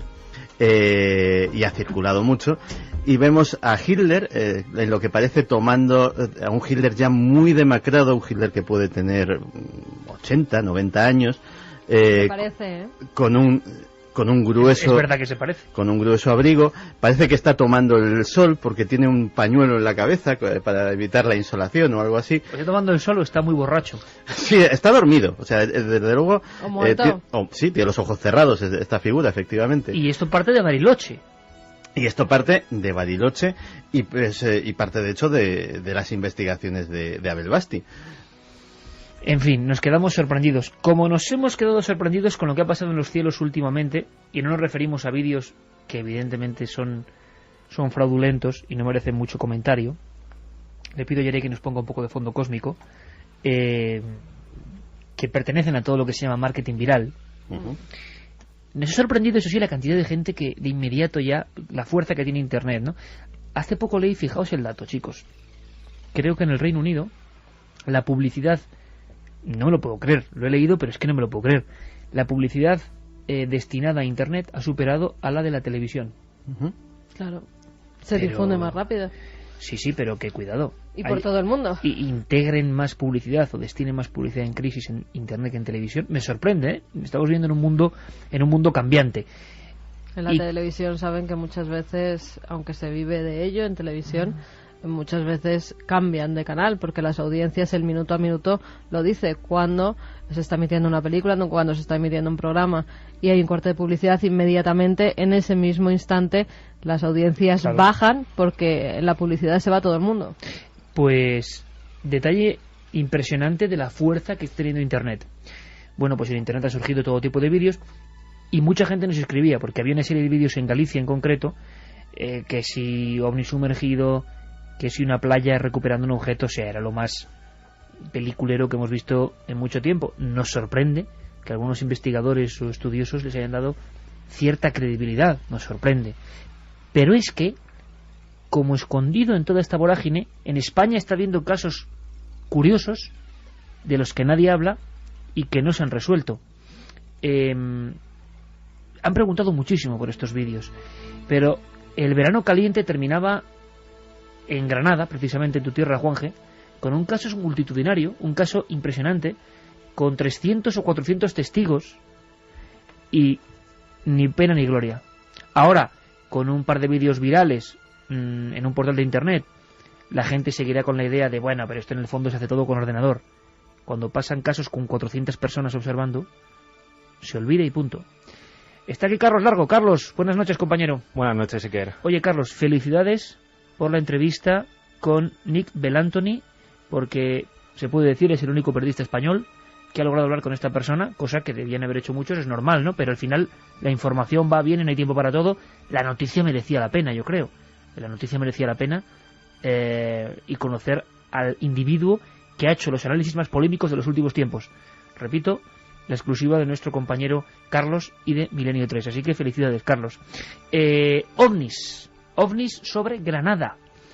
Bueno, sobre una zona de Granada en concreto, que es Moclín, ¿no? Moclín, Monachil, Santa Fe, son unas poblaciones, como tú decías, de Granada, que el pasado verano vivieron una pequeña oleada de luces, de bóvedas luminosas que pudieron ver, como bien decías, hasta 300 testigos. Al mismo tiempo. Al mismo tiempo.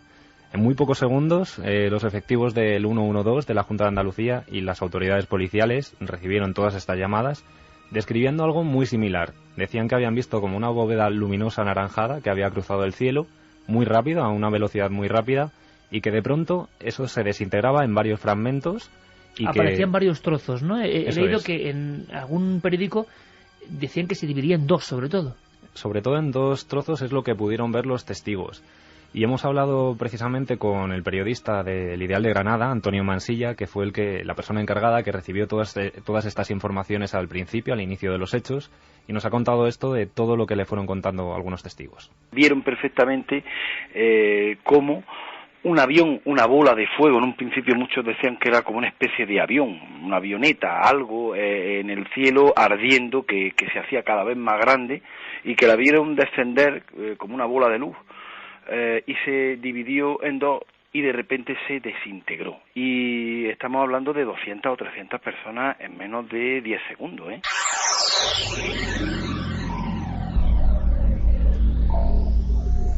La policía, como decíamos, recibió todas estas llamadas.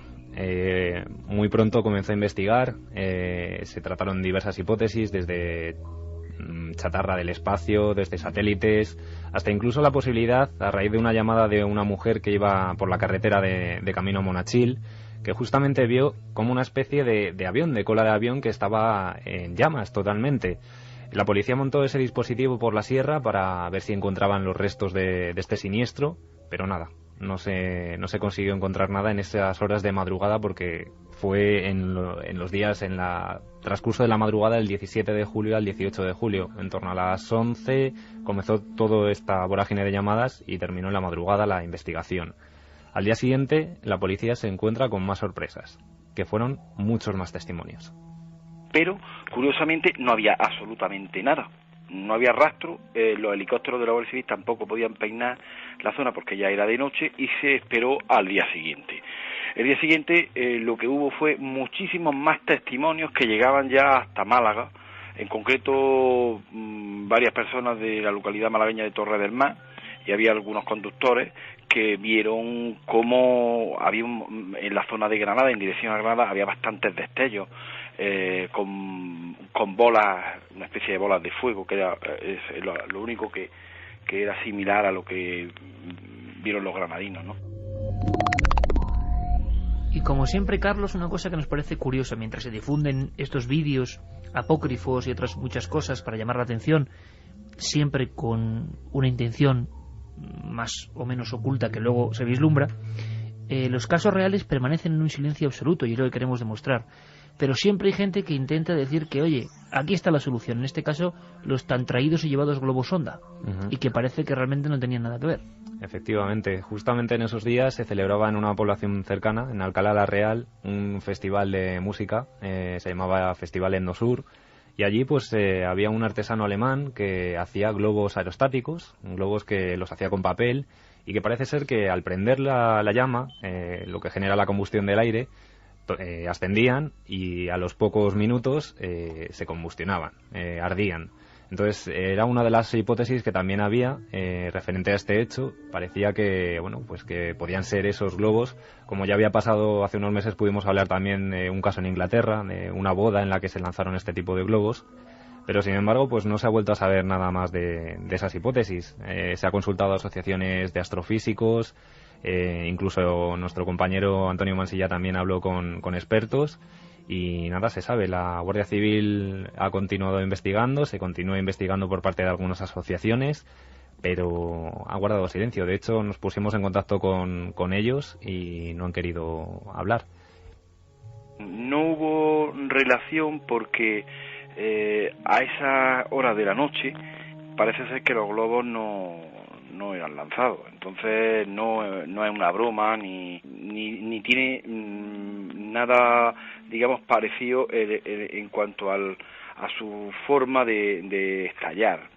Un astrofísico con el que sí he contactado personalmente para que me indique qué posibilidades, o si ha habido algunos casos a nivel mundial que él conozca, que ha tenido relación con la NASA, y él me decía pues que realmente podría ser chatarra espacial. Todo indica que estamos hablando de que algo ocurrió en esta zona montañosa y bueno, y que como no llegó, digamos, físicamente a tocar tierra, pues se ha quedado ahí, ¿no?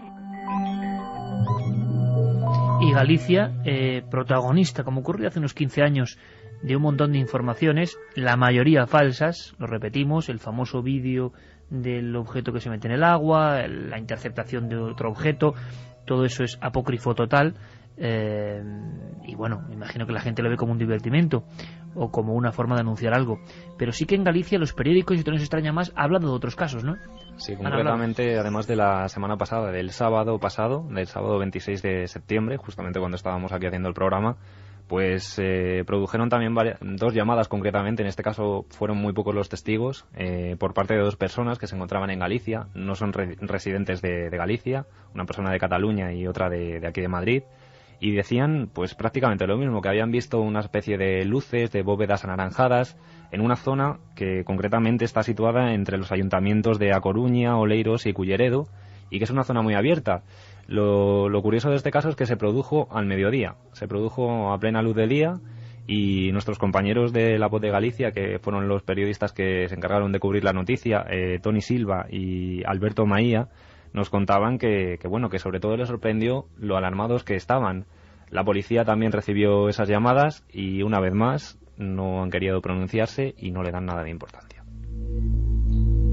En un principio, pues al ponerse en contacto con nosotros nos hablan de unas luces pequeñas que lanzaban destellos y que se movían en distintas direcciones, ¿no? O sea, lo que no encaja con nada, algo extraño, vamos, en el cielo.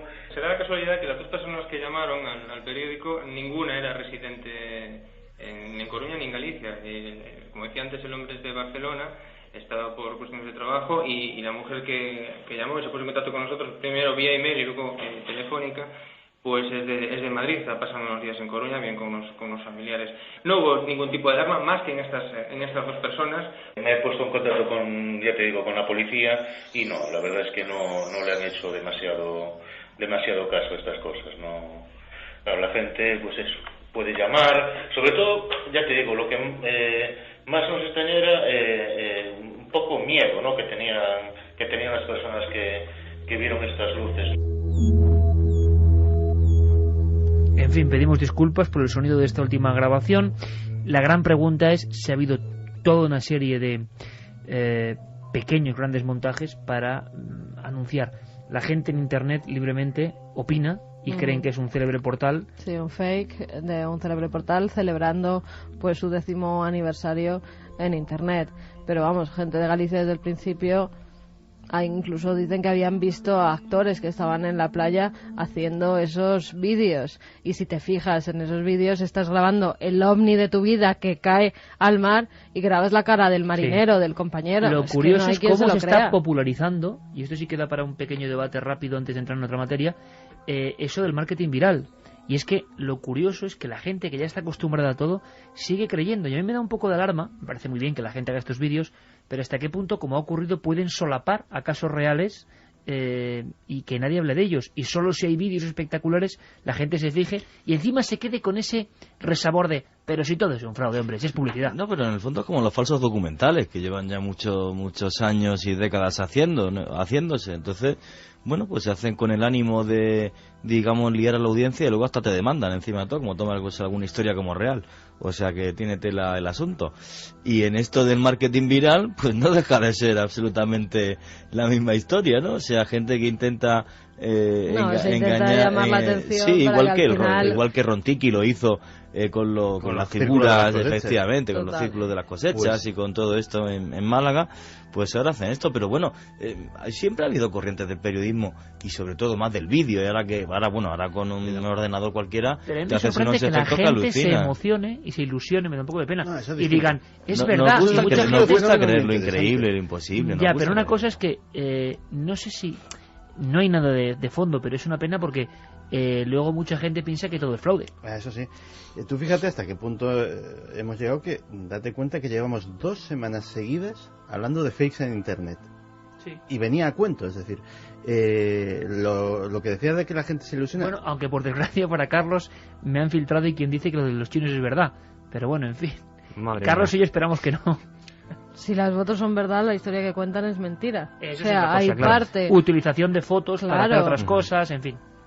Pero que yo dudo que las fotos sean reales. Y efectivamente, o sea, que la gente se emocione con estas cosas, que la gente quiere que pase algo, o sea, es un sentimiento que está, yo creo que entre los aficionados al misterio y hasta entre los que no. Es decir, muchas veces el mundo es aplastantemente prosaico, aplastantemente monótono, aplastantemente gris, y que algo te ponga una esperanza tan evidente y tan bien hecha. La verdad es que el vídeo de Marras es una obrita de arte de la postproducción.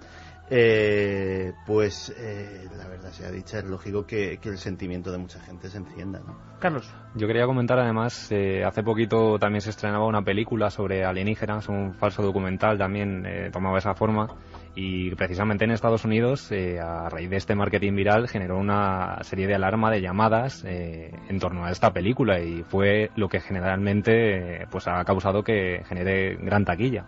Claro, se va a popularizar esto. El problema es dónde se pone el límite y dónde no se pone, porque por ejemplo tú haces un falso documental o haces una historia de estas y te ríes de media España pero espera un segundo, y aquellos tipos que se les ocurrió poner los cartelitos en una ciudad de Estados Unidos que era un muñequito con luces y pensaron que eran bombas y casi los meten en la cárcel, no sé si los metieron, pues oye, pues también hicieron una cosa en este sentido, y no sé por qué unos van a la cárcel, otros no, a unos se los aplaude como genios de todo lo que han engañado. O sea, es que tampoco hay una norma en torno a esto. Y no soy Nostradamus, pero de aquí a poco tiempo habrá que legislar y habrá que hacer un anexo en la Ley General de Publicidad regulando estas cosas. Y hay cosas curiosas, dentro de poco, en Cuarto Milenio. Bueno, ya se están regulando las grabaciones con cámara oculta en las televisiones, cosa que veo fenomenal. Dentro de poco, en Cuarto Milenio, tendremos noticias, yo creo que de un escandaloso intento de engaño, pero ya Ya contaremos. O sea, que a todos los niveles también, Internet está sirviendo. ¿Qué tiempos aquellos, don Santiago, en los que el mando operativo aéreo del Ejército del Aire te venía y te confiscaba la película, ¿Sí? Y la filmación de un ovni alucinante, como la del DC-8 sobre Bilbao, caso de 1968, si no me equivoco, del señor González Retuerce, que firma a través de su... Y hasta ahora. Claro, filma a través de su ventanilla un objeto de verdad. ¿Os imagináis la escena? Un comerciante filma con un primitivo sistema de tomavistas. Le van los militares, se la quitan, la ha pedido 20 veces y no se la han devuelto. Pero en todas las épocas ha habido casos que se han filtrado de forma que quitaran la atención de los verdaderos casos. Pues a mí esa filmación me gustaría verla, Sí, lo que pasa es que ahora lo tiene mucho más fácil, tanto para publicidad, como es en este caso, como para distraer la atención con esos objetos volantes falsos o con esos animales que de vez en cuando aparecen en las playas y son simples muñecos, como los de Juan Villa, o fantasmas que insertan en edificios privados gracias a un ordenador. Es que ahora lo tienen mucho más sencillo.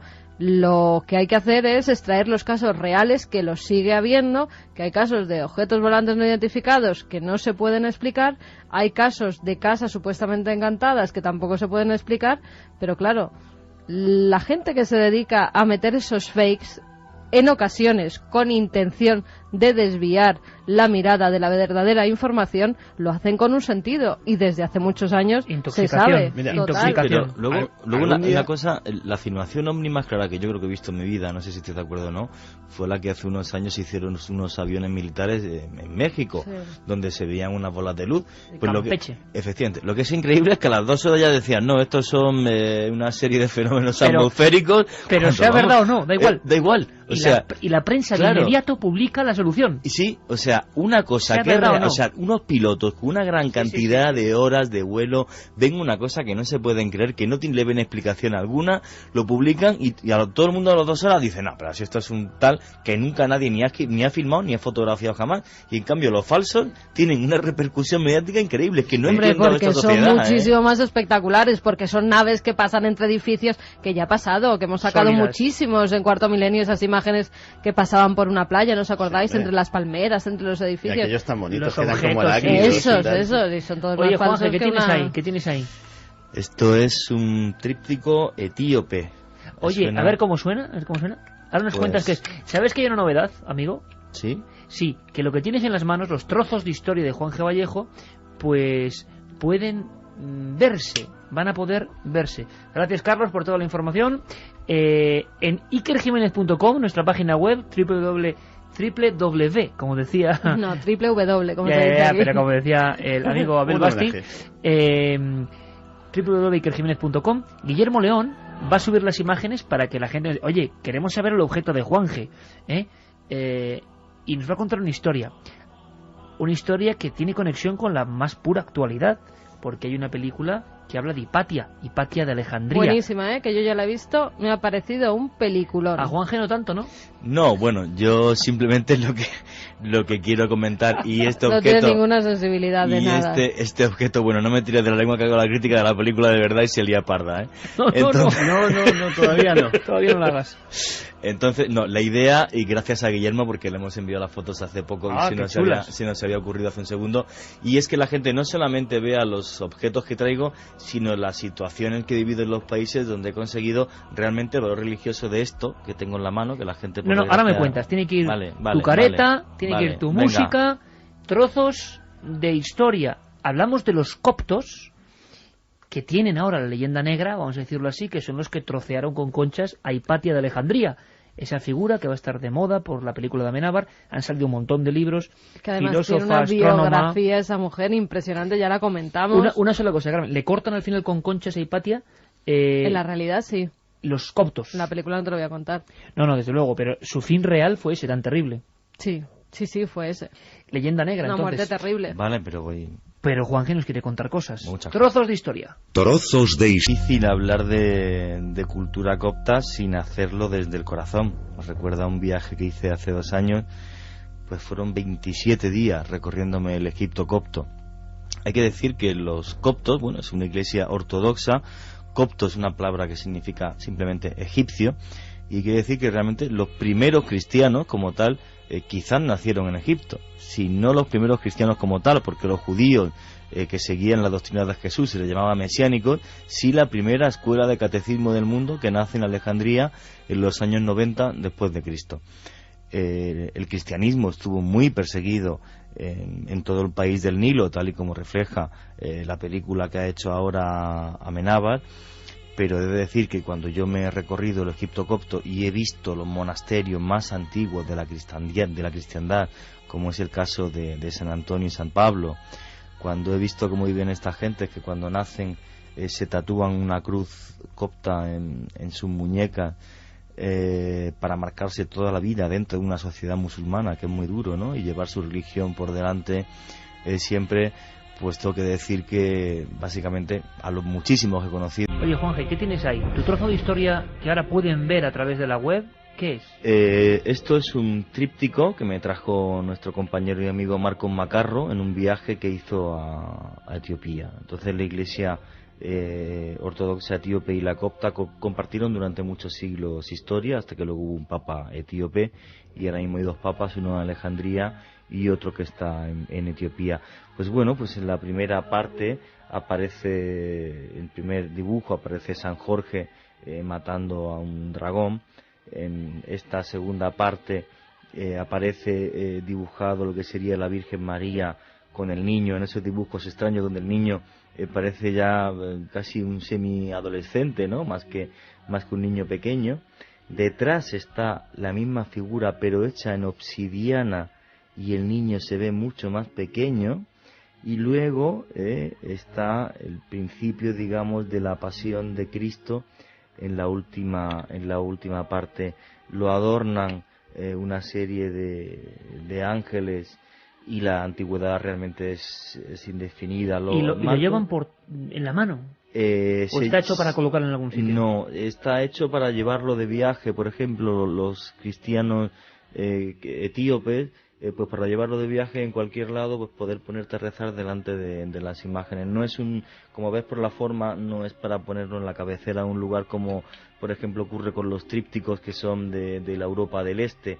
Este es en una sociedad que obviamente el nomadismo todavía pues no ha acabado, y la gente tiene que viajar mucho y distancias muy largas, pues para poder rezar delante de él en cualquier sitio. De ahí que esté tan desgastado por la parte de afuera, pero vuelvo a decir, y como veréis en la página web, lo que es su antigüedad la desconozco. Me lo trajo mi amigo y compañero y uno de nuestros mejores cámaras, Marcos Macarro, de un viaje que hizo a Etiopía. Ya sabéis que él y yo tenemos la buena costumbre de intercambiar antigüedades en nuestros viajes. Y esto que tengo aquí en mi mano izquierda, bueno, esto es... madre mía, qué experiencia. Esto es aceite de la lámpara que durante 24 horas en los últimos 1400 años ha estado dando luz continuamente a la tumba de San Pablo, el primer ermitaño. Como tuve la suerte de ir con mi buen amigo Nagui Henry, que es un miembro destacado de la comunidad copta, nos cerraron, incluso para grabar en Cuarto Milenio, el monasterio de San Pablo, y en la foto que pongo en la página web ikerjimenez.com es el momento en el que el sacerdote me llena un frasquito de este aceite. ¿Para qué se utiliza este aceite? Dicen que cuando tienes dolores de cabeza o mal de espíritu, mojas tu dedo índice de la mano derecha y te haces una cruz en la cara. Entonces hay siempre una cola de gente para recoger aceite que no os podéis imaginar. Aceite de San Pablo. Juanje, se estará preguntando mucha gente, esos coptos que acabaron con Hipatia de Alejandría, esa primera científica, filósofa, astrónoma, ahora están sufriendo en sus carnes el ataque, la marginación, situaciones delicadas. Pues sí, la verdad que bueno, hay que decir que los coptos fueron perseguidos por el Imperio Romano. En el año 249 Decio prohibió el cristianismo, en el 257 el emperador Valeriano les puso pena de muerte. El hecho de que los primeros monasterios sean egipcios y que las primeras normas monásticas sean egipcias, hechas en el monasterio de San Antonio, que conoció a San Pablo. Otro día contaré la leyenda y la epopeya, porque pienso que no tenemos tiempo, ¿no? En la que 2 leones ayudan a poder enterrar a este hombre que vivió durante muchos años en el desierto con túnicas hechas de hoja de palma, y se pueden ver los dibujos allí. Pues bueno, pues esta gente que tiene, entre otras cosas, y perdóname que lo diga, uno de los milagros más increíbles del mundo, que es el de Santa María de Zeitún, las únicas fotos claras que pienso que yo he visto de una aparición mariana, y he tenido acceso a copias directas del negativo. Gente que vive en el cristianismo de una forma diferente. Tú no sabes si un sacerdote copto, si no está casado, se le hace monje y se le manda a un monasterio. No puede haber un sacerdote copto que no esté casado, porque se entiende que si no tienes familia no le puede dar consejo a otra familia. Fíjate qué concepto más diferente del cristianismo. Y luego además ellos son monofisistas. Dicen que Jesucristo era un hombre y su palabra era de Dios, casi como si fuera un profeta. Tan diferentes son. Me estoy extendiendo en el tiempo, pero ya te digo que es un viaje que en este caso hago con el corazón. Prometo además que... ¿Qué les pasa ahora a los coptos? Pues ¿qué les pasa a los coptos? Pues bueno, pues que por desgracia vas a algunos lugares de Egipto, y conforme hacen una nueva iglesia copta, enfrente ponen una mezquita para atormentar cada 2x3 con los 5 rezos que manda el Islam día a día para fastidiarle todas las fiestas. Que se han quemado iglesias en Alejandría hace algunos años. Yo estuve en una quemada cerca de Fayum, viéndola hace 2 años, como comentaba antes. Y lo más terrible, que tuve acceso a información aquí en España, pero por desgracia es una zona restringida al turismo y las labores periodísticas son muy complicadas, es la zona de Minia. A las mujeres coptas, que también se tatúan en la muñeca del brazo derecho e izquierdo la cruz que las marca como cristianas, se les borra la cruz con ácido sulfúrico y se las viola para que se las expulse de su comunidad cristiana. Eso es lo que no cuenta el gobierno egipcio. Tampoco cuenta el gobierno egipcio que no son 4, 5 o 2 millones, como dicen, sino que serían entre 7 y 14 millones. Por desgracia no sabemos el número de coptos que hay. Y que bueno, que es cierto que los coptos un momento en que, no los coptos, todos los cristianos que había en el mundo, que se separaron entre ellos y se llevaron fatal, además, creando 6 tronos de papa, se radicalizaron y se hicieron integristas, y lo refleja muy bien Amenábar en la película. Pero no hay que satanizar a gente que hoy día está perseguida y que simplemente son cristianos. Yo no comparto su fe ni con ningún cristiano, pero sí comparto el mérito de una gente que lo único que yo viví en todo ese mes que conviví con ellos es que lo único que quieren es vivir en paz y profesar su religión sin meterse con absolutamente nadie.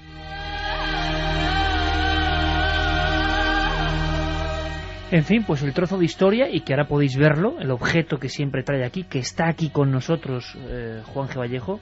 A ver, pásamelo un poquito, pásamelo. Te voy a pasar el tríptico. Sí. Además, a partir de la semana que viene prometo que pondré fotografías del lugar donde lo compré para que vea la gente. Hombre, una pieza de artesanía, y indudablemente yo creo que ¿Has probado el aceite? Las pinturas... Sí, lo he probado. Cuando... Esto ya es subjetivo, lo que voy a contar. Las pinturas yo creo que son modernas, de este siglo seguro. Sí, es posible. El aceite... Y la madera quizás sea más antigua. Sí. Muy interesante, Juan. El aceite, yo una vez solamente lo he probado, pues bueno, dicen que bueno, que no se puede jugar con él porque si no lo que hace es todo lo contrario. Una vez tenía cierta ansiedad y hice el signo de la cruz, y eso seguro que me tranquiliza mucho. Pues nos alegra. Es a nivel subjetivo. Nos alegra saberlo. Aceite de San Pablo, el lugar donde nació prácticamente el cristianismo moderno. Trozos de historia y pequeña lección de historia, muy interesante para que sigáis investigando, siempre con un objeto, la historia, y se hace presente aquí en el estudio de la cadena SER. Ahora seguimos con la historia. Director de la revista de arqueología, Nacho Ares, al que por cierto hay que felicitar, compañeros, porque empezará esta misma noche un espacio, Ser Historia. Creo que es esta misma noche. No sé si me lo puedes confirmar, Geray. No, yo creo que es la semana que viene. La siguiente. Que esta noche lo hemos visto aquí preparándolo, pero es para la semana que viene. Pues Nacho Ares, Ser Historia, yo creo que vamos a aprender muchísimo y le damos enhorabuena a nuestro compañero, claro que sí. Que empezará a las 5, ni más ni menos, pero además se podrá seguir por podcast seguro y como toda la programación de la SER. Después de Ponseti, Nacho. Ha habido una historia, amigos. Sí, todo amigos, todos los de la SER. Ha habido una historia tremenda con un hallazgo de unas momias de niños apaleados, muertos de frío, en fin, varias cosas. El boletín de la historia, boletín reducido en el tiempo pero con mucho contenido, y luego mensajes.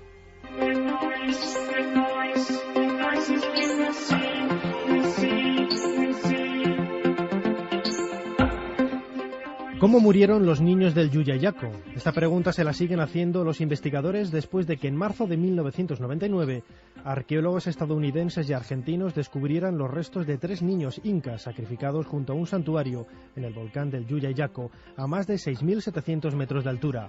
Escuchamos a Mercedes González, directora del Instituto de Estudios Científicos sobre Momias. Se acaba de realizar un estudio, lo ha hecho una antropóloga forense de la Universidad de Stony Brook en Nueva York, en la que piensa que el niño de Yuyayaco murió por un derrame interno que fue provocado por un golpe que le asestó un sacerdote inca. El niño presenta una mancha de sangre a la altura de la boca en la manta que le cubría, pero pensamos que esto no es así, porque gracias a las tomografías que se le han hecho se ha podido ver que en el cráneo no presenta ningún traumatismo.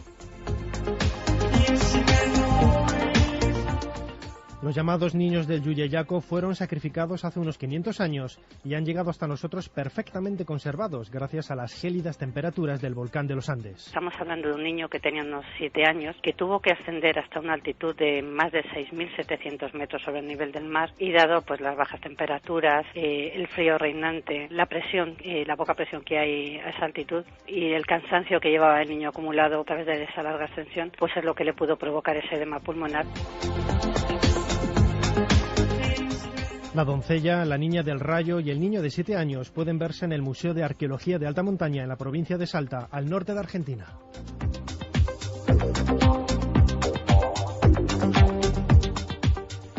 Los arqueólogos han descubierto los restos de una antigua calle de Jerusalén, cercana al famoso templo.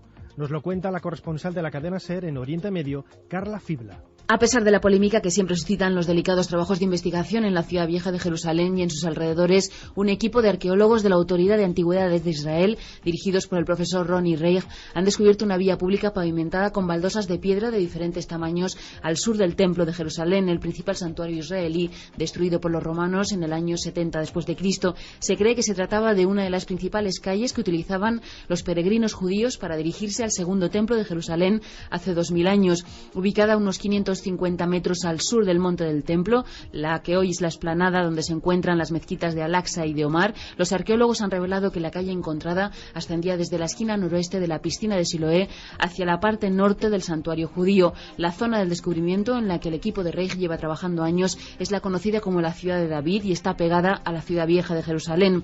Hace más de 100 años que los británicos dejaron constancia de que existía este camino. A mediados del siglo pasado se descubrió parte del recorrido más al norte que el actual, y ahora las excavaciones se han hecho sobre una franja muy estrecha de 1 o 2 metros de ancho, retirando la tierra con la que la ocultaron los británicos.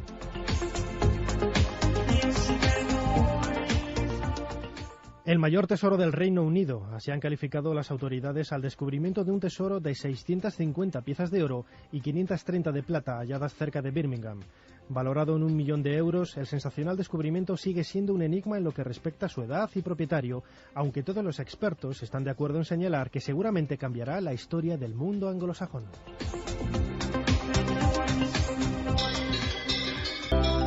Y con mucha alegría, como la canción, vamos a dar lo primero los regalos, estos 3 Blu-rays de Montaña, la montaña embrujada. Nos los ha mandado Walt Disney, 1000 gracias, porque además bueno, Walt Disney en persona no, porque sería otro misterio. Ese como queda lo de nos lo ha mandado Walt Disney, digo, queda para un programa como el de hoy, sí. Estamos graciosos a última hora, Por supuesto. Bueno. Walt, el amigo, bueno, que como es de Mojácar. Claro, como de Almería. Claro, y está criogenizado, le han descriogenizado y nos lo ha mandado. Pues ahí está Walt Disney, la montaña embrujada, que además va de ovnis, de extraterrestres, que son niños, de un taxista. Bueno, yo esta película la vi de viaje, en un avión a no sé cuántos 1000 metros de altura, y está genial, la verdad. Bueno, ¿quiénes son los ganadores? Vamos a por los ganadores. El primero de ellos es para Rosy y Aurelio, que nos decían: el misterio del cráneo de Hitler es algo que siempre nos ha fascinado. Hasta hemos hecho una tesis doctoral en la Universidad de San Vicente, en Alicante. Interesante. Pues un DVD para ellos, un Blu-ray.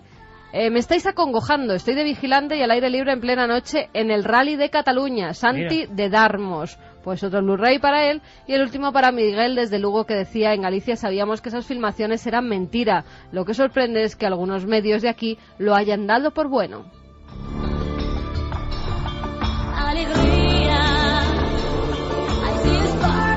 Y vamos con más mails, con más SMS que nos han mandado, como el de Miguel, que dice que al lado del avistamiento de Granada está el aeropuerto Federico García Lorca. También nos han mandado de restauradores... Y decían los compañeros, decía el periodista, en versiones que no hemos incluido por su extensión, que no tenía nada que ver con el aeropuerto, que llamó y no era ningún vuelo. Nos dicen restauradores por Andalucía: hola, somos una pareja de restauradores que trabajamos en un cementerio restaurando esculturas de interés artístico. Muchos restauradores también podríamos contar alguna historia. Seguid así, un beso. Pues tomamos nota, tomamos nota porque, oye, me gustaría mucho entrevistar... Carlos, toma nota, compañero, le aviso a Carlos Largo al otro lado de el cristal de la nave. Seguro que tiene que contarnos cosas interesantes, gente que trabaja restaurando tumbas con valor artístico, seguro. Que nos manden un mail, porque nos lo escribieron a través de la página web, y no tenemos los datos. Pablo nos dice: Hitler preparó su propia muerte y seguro que cuando dicen que se escapó ya llevaba varias semanas fuera de Alemania. Los rusos también querían el cráneo de Hitler para intentar demostrar que era judío, cosa que no han podido demostrar. ¿Se suicidó con cianuro? ¿No se había pegado un tiro junto a Eva Braun? ¿Cómo fue eso? ¿Cianuro en 10 segundos? Cianuro para los dos y él se remató con... Alemanes en España, a mediados de los 80 se decía que Hitler seguía vivo, no en Düsseldorf, Alemania. Nos encanta el programa. Rally Floreal. Y a nosotros nos encanta que estéis ahí, después de 726 emisiones. A todos los compañeros, gracias por supuesto. Geray, Fermín, Carlos, Juanje. Te vas dentro de poco a Etiopía. Pues espero el sábado que viene entrar desde Addis Abeba y contaros cuántas cosas estoy viendo por allí. Nuestro compañero en busca de una de las reliquias más importantes de la humanidad, el Arca perdida. Ni más ni menos. Salte, como siempre, muchas gracias. Uno de tus ídolos, Abel Basti, estuvo aquí. Sí, hoy más que nunca ha sido un placer. Gracias, Santi. Que nos vemos mañana en Cuarto Milenio. Por cierto, lo vais a entender mañana en Cuarto Milenio sobre las 11:30. Espero que mañana no haya tormenta. Os dejo con el mensaje. Gracias, compañeros. Feliz semana.